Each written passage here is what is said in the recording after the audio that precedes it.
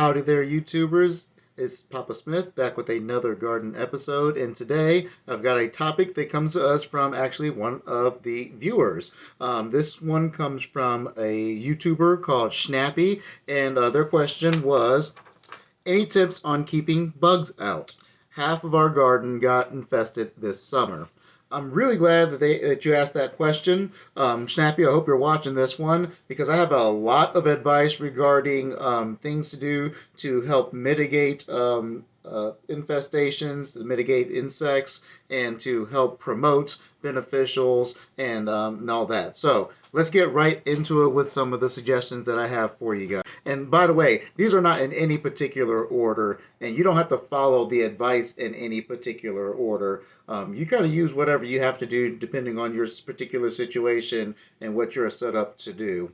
There's going to be pretty much two different captions of things to do. There are the preventative methods for getting rid of or for preventing there from being an infestation, and then there are the reactive measures, and the reactive measures are the ones we want to avoid having to get into because quite honestly, if we can prevent there from being an issue to begin with, then we don't have to do extra measures. We don't have to lose any of our crops. So really, we want to stick with the preventative side of the spectrum. But every once in a while, they sneak their way in, and you have to be a little bit more on the reactive end. So I'll give you some tips and suggestions on both ends. But starting with the preventative stuff, number one on my list, and again, in no particular order, is to encourage beneficials by planting attractive plants and balancing the soil biology. This is not as hard as it sounds to do. All you need to do to attract beneficials to the area is to make sure that your soil is well balanced with a good nutritive compost and that it has plenty of organic matter in it. Everybody say hi to Nima. Hi, Nima. Hey, sweetie pie. Okay, we're going to try and make a video. You going to let me make my video? Yeah? Sweetie pie. She may interrupt again. That's okay. Alrighty, so, and encouraging beneficials into the garden could also include planting a variety of plants that your beneficials like, and by planting pollinating plants that will attract pollinators in particular, your bees, your butterflies, all the different flying insects that help to make the entire soil food web what it is. You might not think that those flying insects have a lot to do with the soil on the ground since they fly around, but they actually have a lot to do with our soil biology. So we want to make sure that we encourage those flying beneficials to come to our aid and to encourage them in the soil by making sure that it is nice and nutritive using compost teas, natural composts, and natural ingredients. What this does is by having a lot of beneficial organisms in the garden, they will help ward off and fight off anything that would be potentially harmful to your garden. So you always want to make sure you encourage more good guys on your team, and that will help overall discourage the quote-unquote bad guys, the bad bugs that will come and feast on your plants and cause you a whole bunch of headaches. So that's number one on my list. Okay, number two on my list is to plant outside of the gestation periods for particular pests and insects. In other words, you have to know your pests and make sure that you plant outside of the period when they are mating, when they are out about, when they're in their gestation period. That is super important. So one of the bugs that infests the plants in my area, I don't know what they're called, but they leave these little green eggs all over the underside of my leafy greens, like my lettuces, my kales, my chards, and that sort of thing. And so I always know that when it gets really hot outside, when it's starting to get warm outside, that I either need to legit put a row cover over top of the plants, or I need to just stop growing that variety altogether. And by just avoiding growing that crop altogether, obviously they're not going to be in the area when it's the next time for them to grow. When it starts to cool off again, I can put them in the ground and not have any worry that they're going to be infested with that insect that had their gestation period maybe just a couple weeks ago or a month ago. So know your plants, know your pests rather, know when they're going to be a little bit more active and when they have the potential to be in your garden, and just make sure you plant around that time of year. It might be that you have to plant in some odd times, but you just kind of have to sometimes roll with it and go with what nature is trying to go with what nature's giving you rather. All right, so that was number two. Number three on my list is to plant pest-resistant varieties. There are some varieties of plants that are just naturally resistant to pests. So know your plants and look up a whole bunch of different varieties on what you want. Like for kale, for instance, like I'm pretty sure there's like 5 or 6 different varieties of kale, at least I can think of, and off the top of my head, and they all are gonna be more or less resistant to certain pests. So think about which pests or know which pests are infesting your area, and then try to plant varieties that'll be resistant to that pest. There's my cat again. You're watching the tail go back and forth. That's just Nima. So I'm just gonna try and let her be happy and sit in my lap. So if you see the tail flapping back and forth, that's all that is. She can see. Oh, you're gonna be happy now. Okay, be happy, kitty. All right, so number three, try to plant pest-resistant varieties. So anytime you can get, you have the options of multiple varieties, really take a good look at them, do your research on them, and see which ones are historically known to be more resistant to the pests. Number four on my list is to use companion plants. This is one of my favorite methods of mitigating pests and mitigating diseases is by really growing a variety of plants and some insects and some bugs really just don't like certain scents. They don't like certain essential oils. They don't like certain smells. And so by planting a whole bunch of different varieties, you get all these different scents that kind of mix in with each other within the garden, and it kind of wards off pests in that sort of way.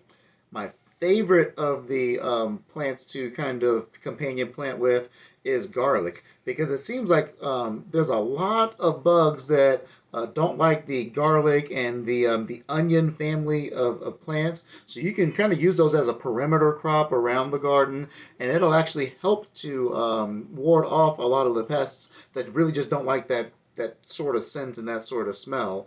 Plus, it's something that's really great. We use a lot of it anyways in our pretty much every day. My wife cooks with it just about every day, so we love our garlic. It's a good perimeter crop, and it's a good thing to help ward off pests in our garden. So something that works for me. You guys might have a variety of different ideas. Some flowers are good companion plants because they do the same sort of thing, or here's the other flip side of that. Those companion plants might be attracting beneficials into the area that ward off those pests. So know which plants kind of play well with each other. Sometimes it's for a pest reason, sometimes it's for a nutrient reason. But if you know what the nature of that companion plant is, sometimes you can use that better to your advantage to ward off some pests and that sort of thing. So that's number four on my list. Use companion planting to your advantage. Number five on my list is to use a homemade spray. And remember I was talking about the smells of different plants and that sort of thing. Nima, I'm in the middle of making a video. You gotta let me make my video. You gotta let me make my video. Man.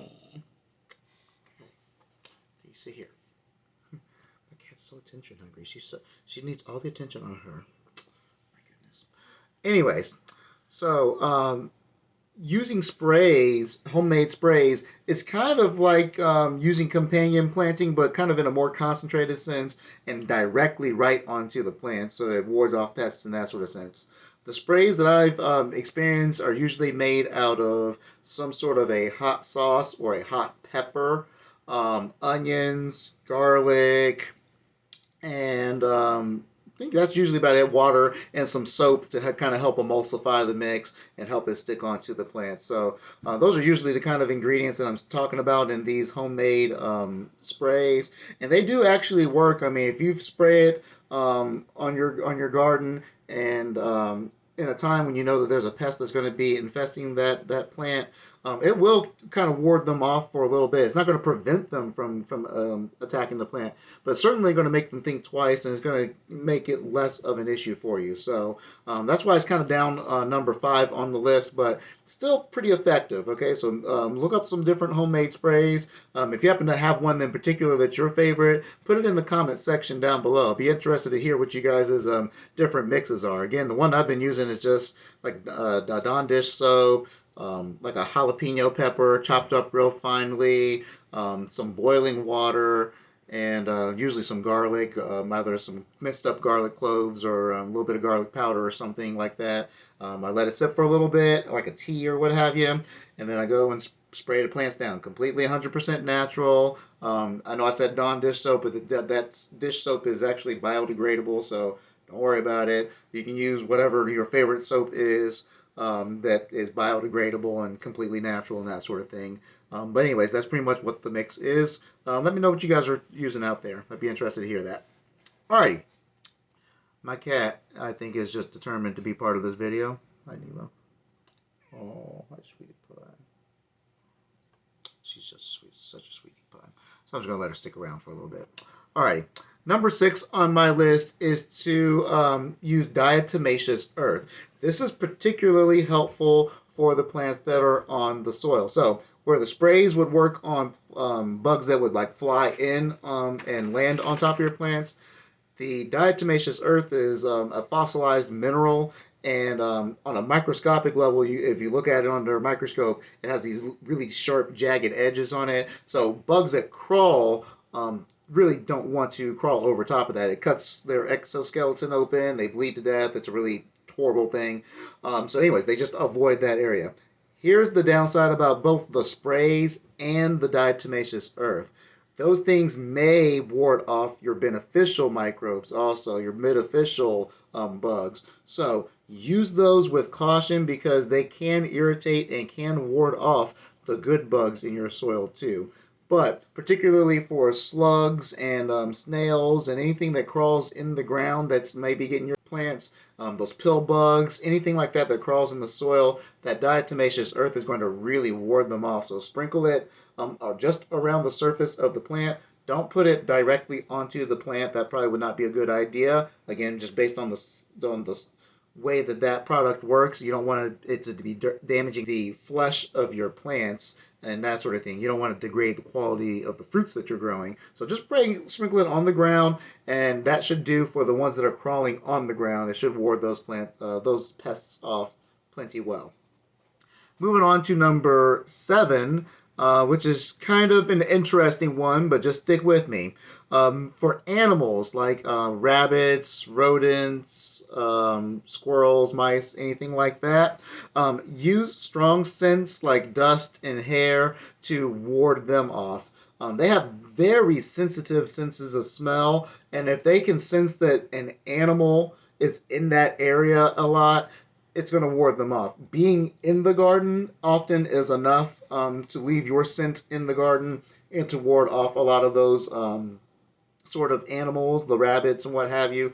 But don't be afraid to take your house sweepings and sprinkle it out there. If you have cats or dogs and you brush them often, take their fur, spread it out around the garden. If you cut your own hair at home, take your hair, put it out there in the garden. Anything that you can do to get get more animal scents out there, aggressive, bigger animals, the more they're going to be kind of turned off and want to go somewhere else to go get their food. So don't be afraid to use any sort of animal scent, whether it be from you or from any of your pets, to help ward off those other animals. Number 8 on the list is to put shiny or moving objects near or inside the garden for groundhogs and for birds. Groundhogs and birds are really skittish, particularly when it comes to shiny movement that is constant. So, or that's inconsistent rather, not constant, but So that's why I say use like CDs that would like blow in the wind, or use like shiny pinwheel type things in the garden. There's different sort of actually garden arts that will do that sort of same sort of stuff, and it'll actually scare the birds off a good bit, and it'll keep groundhogs away also. So for those animals, and I mentioned that because well, groundhogs, they'll eat just about anything. Okay, so if they're in your garden, they will eat all your leafy greens. They will pull up your root crops. I mean, they will go to town on your garden. Trust me, I know firsthand. So make sure that you protect yourself against those groundhogs. But you may be wondering what the big deal is with birds. When you're first starting off seedlings, a lot of times the birds will like to eat the young seedlings, kind of like at the microgreen stage. They're very nutritious. They're very good for everybody, including the birds apparently. And so they will seek that out and they will eat those young little seedlings, and then you'll be left with no crops, or intermittent sort of crop sort of thing. And the kind of damage they do is really patternistic. I mean, you can tell where they kind of fluttered on the surface and pluck little tiny holes. It's not like groundhogs where they're digging big holes and making big patches, like a lot of rodents will do. The birds, they just leave these little tiny little pinholes, but it's always right in the row, right where you've planted all your seeds and that sort of thing. So make sure that you put something shiny to protect them out there, or you can do what is listed here on number 9, and that is find a way to cover up your plants so that they are protected from flying plants. From flying insects, and protected from any animals. You can do this in a couple different ways. You can use the garden plastic that's common out there. Now, don't go to the hardware store and just get regular plastic. That stuff will block out a lot of the truly essential UV rays that your plants need. And so you do have to get like a special greenhouse type plastic. But it's not hard to find. You guys should be able to find it online pretty much just about anywhere. So look for a good greenhouse plastic to cover your rows with, or you can use a specific insect netting to cover up your plants with. Again, this would only protect your plants from insects that fly and land on your plants, and it would obviously protect them against animals as long as you secure it along the sides with like weighted bags or something like that, with row bags. So that is a method that I have used a lot actually, and it works a good bit actually. Okay, especially the insect netting, that is, because it's very breathable. It allows water to get through, so there's not a lot that you as the gardener have to change if you're going the insect netting route. If you choose to go with the plastic, you might have to open it up in order to get it watered, especially if you're doing overhead watering or hand watering. And you will have to open it up every once in a while just to exchange the air. Okay, your plants do need to breathe. They need to get some fresh air. So every once in a while you are going to have to open it up, which means that for a period of time they are going to be susceptible to getting some flying insects on them and that sort of thing. So you just kind of weigh your options. The insect netting costs a whole lot more than the garden plastic does. So there's a financial part of that also. So you'll know what to do, what's best for you. Again, that's why I kind of said that this list is not to be followed 1 through 9 here. You kind of do what you can with whatever resources that you've got. So I'm able to use pretty much all of these methods, and I use them interchangeably. Okay, I kind of use them in tandem with each other. So you guys do what you feel like your garden is trying to tell you that you need to do, and just trust yourself with that. Okay. So I just thought of a number 10 that would be a preventative method. So hang tight with me. Number 10 on my list now. That makes it a nice round number. I feel better now that I thought about this one. Number 10 on my list is to plant a decoy garden, or to plant a sacrifice garden. This is a garden that those pests can go to, that those other predators can go to. I'm going to call them predators because they prey on the garden. So I'm not talking about the rodents. I'm talking about the rabbits, the raccoons, whatever it is you have in your area. Plant this decoy garden somewhat far away from where your actual garden is. You don't want them to be kind of invited to come into the area where you're growing for yourself and your family. But by planting a decoy garden, that gives them something to go for that's sort of low-hanging fruit, if you will, and they would much rather go through that than to climb the fences or go through whatever other things you've done to help protect your garden. They're going to go for the easy stuff first. So that would be another thing to do. And actually, that does work, okay? Especially if you're planting plants to ward off insects and you don't do anything to protect that plant from said insects. They're going to go to the plant that's easy, that's not meeting any resistance against it, as opposed to the plants that are in your garden that have been, sprayed, or that have companion plants around them, or that otherwise are just hard to get to because you've used some of the other mitigation methods. So, having a decoy garden can ward all those pests to that area specifically, and then they will leave your plants alone for the most part. And yes, I've done this before, and it actually is a true method that works. Just have to be careful that your decoy garden isn't too close to the garden that you're using for yourself. So that's number 10 on my list. So those are all the preventative methods for keeping bugs and insects and pests off of your plants. Let's talk about the reactive side of it. And some of these are going to be the same, and then the latter end of it is just going to kind of get depressing. So I'm warning you about that right now. So number one on the reactive, this is when you've already seen that there's an infestation, there's an insect that's on there that you don't want on there, and you need to make sure that we kind of mitigate it. So number one is to use homemade sprays. The same sprays that will prevent them from getting on your plants in the first place can be used after they've already landed on there, and it will totally make them want to go somewhere else. Okay, they're not just going to sit there and get peppered with that funky mix. They're going to go somewhere else. So try to use that stuff. That seems to be helpful. So you can probably guess what number 2 is already. You've got it.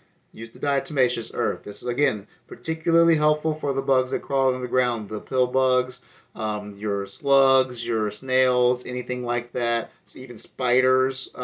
It'll be something that will ward off all of those types of bugs.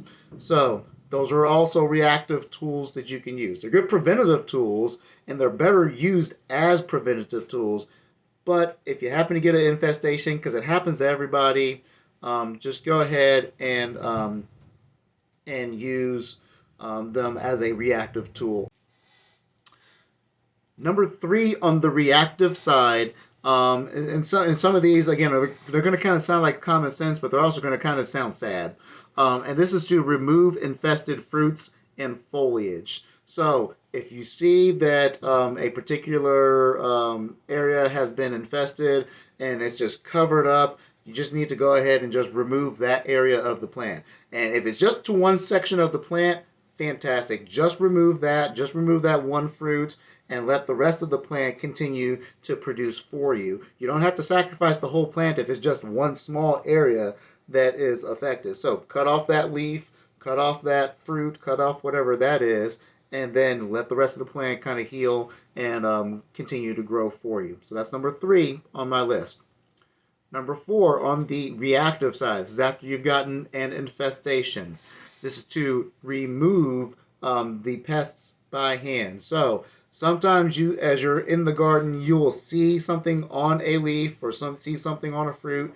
And if you're able to just, with garden gloves or what have you, just pick it up and remove it and take it outside of the garden, just do that, okay? That's a really easy thing to do. One of the bugs that that is completely harmless to people, but completely makes a big mess for me, is the cucumber beetle every summer. It always winds up in my garden no matter what I do. And it's completely harmless to me, so I just, when I see them, I pluck them right off the plant and I toss them off. And then I know I need to go inside and go grab a spray and start spraying everything. Anyways, you guys get the idea with that. So if you can grab them and just move them off, great. If it's something like a beetle or something that's completely harmless, just pick it up with your hand. Again, I suggest wearing gloves. I wouldn't do it barehanded. Not me personally. But take some garden gloves, pick it up, move it, and then it's out of the garden, and you didn't have to kill it and anything like that. So good for everybody. So that was number 4. Number 5. This is the last one. and it's the saddest one, and that is to sacrifice the crop. Sometimes the infestation is so bad that you just have no choice but to wipe out literally the entire crop.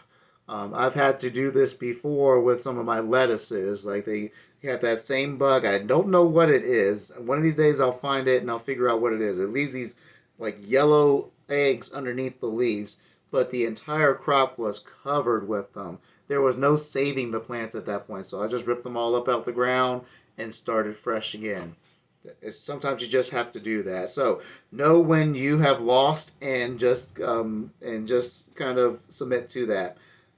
That being said, if you stick with the preventative side of things, you'll keep yourself out of trouble. So I'm going to go through these again really quickly. Number one, encourage beneficials by planting attractive plants and by balancing the soil biology. I say attractive plants, attractive to those beneficial microorganisms.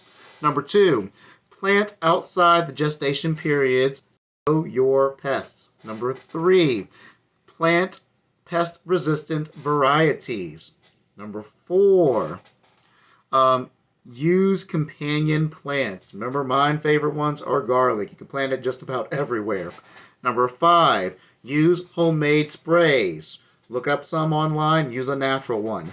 Number six, use diatomaceous earth. Use caution with that one and make sure you always wear a mask. It can irritate your lungs. Number seven, for animals, use a strong scent like your hair or dust, okay? Make sure you use a good, strong animal scent.